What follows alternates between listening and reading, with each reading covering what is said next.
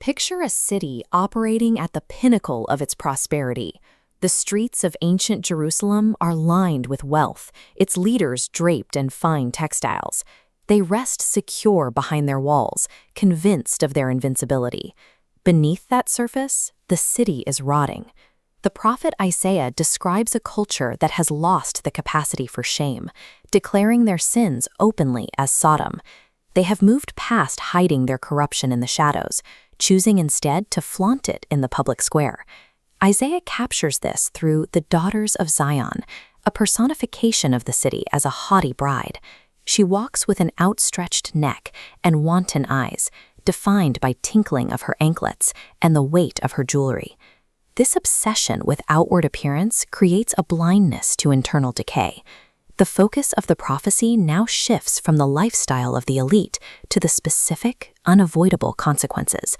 The collapse begins with the loss of mature leadership. Inexperienced youths and impulsive rulers have taken control, using their power to exact heavy tribute from the populace to satisfy their own passions. The elite classes are described as eating up the vineyard, using legal manipulation to seize land and homes. The spoil of the poor is no longer a hidden crime. It sits openly in the houses of the princes. Isaiah describes the physical reality of this greed, accusing the leaders of beating the people to pieces and grinding the faces of the poor. They work the destitute for little wages and systematically rob widows and orphans of their inheritance.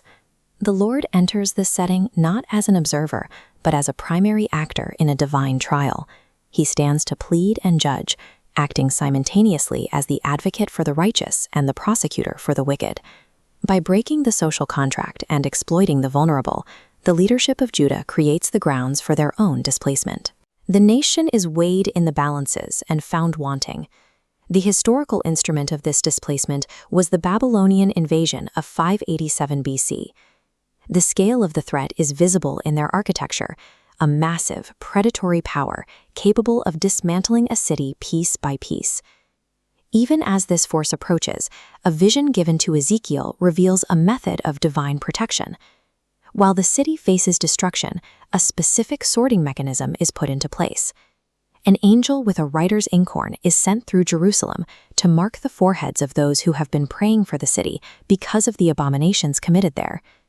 The angels of destruction are commanded to begin at the sanctuary, but they are forbidden from touching anyone who bears this mark. This mark identifies the righteous for divine protection, ensuring that even in the midst of national collapse, the judgment remains targeted and precise. For those without the mark, the judgment is a systematic dismantling of their pride. God targets the specific sources of their arrogance, beginning with the very things they use to display their status. This tally follows the removal of 21 distinct items of opulence: the tinkling ornaments, the cauls, the round tires like the moon, then the chains, the bracelets, the mufflers, and the veils. Each item is crossed out as the city is stripped of its wealth.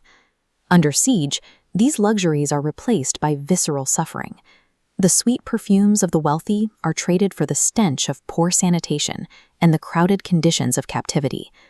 The physical toll becomes visible as scabs and baldness replace well-set hair, the direct result of malnourishment and the spread of disease within the city walls. The fine linens and changeable suits of apparel are taken away, leaving survivors to gird themselves in coarse sackcloth as a sign of their desperation. The aesthetic of the city undergoes a final transformation. The radiant beauty that once defined Jerusalem is replaced entirely by burning and ashes. The reversal is complete. The abundance that fueled their arrogance becomes the measure of their loss, and those who once commanded the city now enter the service of Babylon. The narrative moves from the destruction of property to the loss of human life.